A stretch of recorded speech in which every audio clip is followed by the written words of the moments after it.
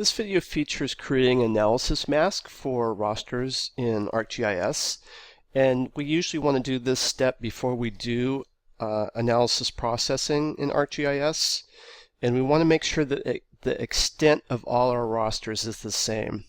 If we want to, we can just use a rectangular structure to the roster, that's fine, but oftentimes we want to just do the analysis within a certain geometry, and oftentimes that geometry can be kind of complex. In this case, I'm using Haiti as the extent of where I would want to do analysis. So in this case, I'm not particularly interested in the water body value that's outside. I just want to do some type of analysis that's going to incorporate the land cover feature that I have here. So for whatever reason, I want to do some analysis just on these cells that are within Haiti and not outside Haiti. So to do that, first I need to make sure that my cell sizes are correct between my rosters. That would be the first step. And the second step is I would want to do a mask. So setting up a mask, you want to make sure that everything's in the same coordinate system. In this case, I'm in a degree system or in an unprojected system. I can still run this process in unprojected system. That's okay. So what I'm going to do here is I'm going to use the boundary of Haiti admin as what's called the mask. And there's two ways that we can do a mask. We can either use a roster, another roster, and its cells become the mask, or we can actually use a vector feature. So either one will work, and I'll show you the difference between the two here in just a second. So to get started, I have two things in my table of contents. In this case, I have a vector for Haiti admin, and then I have a land cover feature, or a land cover roster for Haiti. And I'm going to go to Arc Toolbox, and I want to make sure that I have Spatial Analyst Tools, the extension clicked on. So I would go to Customize and go to Extensions and make sure it's on. Once that's done, I would go to Spatial Analyst Tools, and then what we want to do is we want to extract features or extract our roster based on a mask.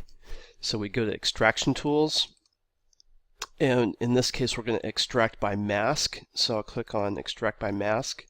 Now my input roster is going to be whatever I'm trying to select out of, or what I'm trying to mask. So I'm going to click on my land cover. So I can input a roster, or I can use a feature or a vector feature. So I'm going to use the Haiti admin here, and it's just going to send it to default geodatabase, and it'll call it a default name. I'll accept that, and I'll say OK. So it'll run the tool, and let's take a look at what we get back. So and I made sure that all the parameters were set up for what I wanted back. And so if I zoom, let's zoom into the edge here, we can see that it's clipped out, or it's created a mask based on this geometry for Haiti admin. And what's critical here is that you can see that you have these little gaps on the edge, and of course that's because the cell size is relatively large. So if you usually want to get your cell size figured out before you do the analysis step of masking, or I should say the masking step for analysis. And so if you want a different cell size, make sure that that's done first. So this is what I get back based on using a vector feature. So let's zoom to layer here.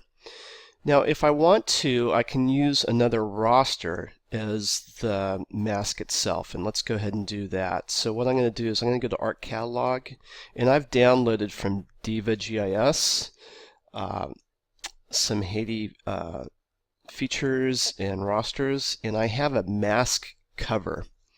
So the mask cover has already been processed, and we can see that it's a little bit different in its extent. So let's kind of take a look at what that's all about.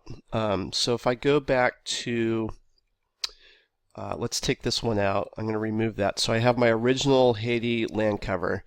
Now we can see that the value on the edges to this particular roster, they're actually creating a mask that allows for water at the edge. Okay, so if I want to have that kind of buffer that's water-based as opposed to going strictly to the admin boundary, I might want to use the mask cover that's already been produced by Diva GIS in this case. So to do that, I would remove my vector feature, and all I want now is I just want to have a raster that comes back to me that's the same extent as this mask cover here. Okay, so it's going to go right to, if we zoom in here, it's going to go right to this edge. Okay, so to do that, I'm going to do the same process over again. So I'll go to Arc Toolbox and I'm going to extract by mask. And this time the input raster is going to be my land cover, of course. That's what I'm trying to mask. And my input raster is going to be the one that's already been calculated for as a mask. So I'll click on that. It's going to send it to default geodatabase. I'll run it. And we can see what we get back now is if we go to our table of contents, I'm going to click off Haiti cover, our original input, and we can see that these two are exactly the same now. So they have the same value structure and they have the same extent. So if I zoom to layer, we can see it looks exactly the same. Okay, the colors in terms of the symbology have changed, but the values certainly haven't changed. We can see we have a 1 and a 1, a 2 and a 2, a 4 and a 4. Everything's exactly the same in terms of the cell size and value structure in the cells. But what has changed is the exact extent now from my raster input. So this is the second way that we can create a mask, is based on a raster, another raster. And oftentimes that's how we will indeed create a mask for raster analysis.